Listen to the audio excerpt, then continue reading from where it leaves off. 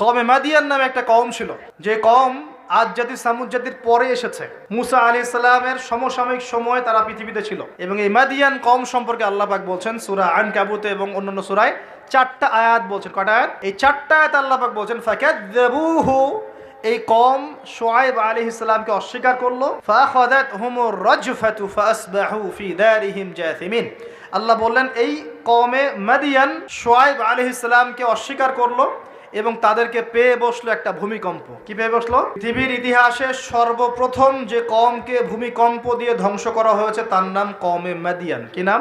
কওমে মাদিয়ান। প্রশ্ন হচ্ছে কেন ভূমিকম্পের শাস্তি আসে? উত্তর, আল্লাহ পাক ওদের কয়েকটা পাপ বলছেন। এক নাম্বার আল্লাহ ওদেরকে বলছেন ওয়াজিনু বিল কিসতাসিল মুস্তাকিম, তোমরা ওজনে সঠিকভাবে মাপ দিবে। কওমে মাদিয়ান মাপে কম দিত, এই মাপে কম দেওয়ার একটা পাপের কারণে ভূমিকম্পের শাস্তি এসেছে। কোরআন